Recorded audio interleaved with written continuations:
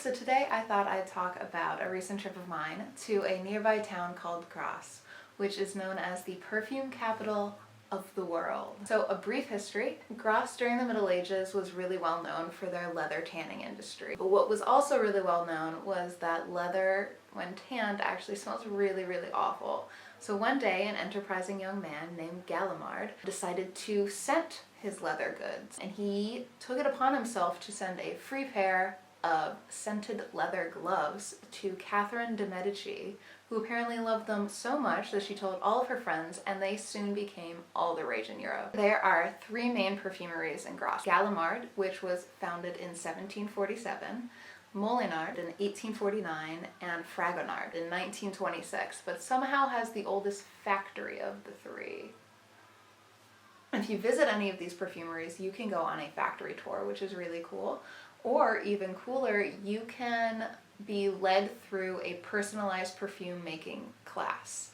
So a nose, as they're known, which is someone who can distinguish between over 2,000 different scents, will sit down with you and help you make a perfume just for yourself. So they will figure out what kind of scents you like, what kind of scents you're drawn to, and help you combine them with other base scents and other things like that to make a scent that is uniquely your own, which I think would be really cool, and I cannot wait to go back to Grasse one day and make one. After the tour, they bring you to the shop, of course, where you can test out all the different scents.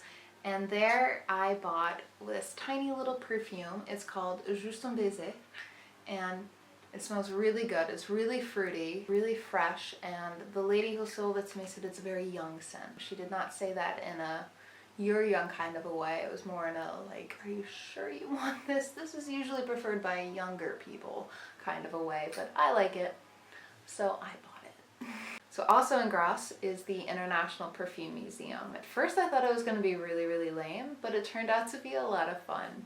So they've got these greenhousey areas where they have a bunch of aromatic plants. And you can go in and walk around and see the plants and see the scents that you smell all the time and see what they actually look like, where it actually comes from. And then they also have a history of scents, of course, which starts in ancient Egypt. They actually had a mummified foot and hand, which I was not a fan of, not at all. I kind of scurried through those rooms as fast as I could. So in each of the rooms, in each of the eras, they have these machines where you can actually smell scents that were popular at the time, which is really cool intellectually.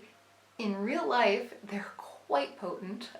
They're not anything you'd want to put on today, but that's actually really not that surprising. People had different hygienic practices back then, so I would definitely want something stronger if the majority of the people around me were not bathing on a regular basis. And then of course at the end they have a whole bunch of giant mechanical instruments that were used historically for extracting scents and making the perfumes.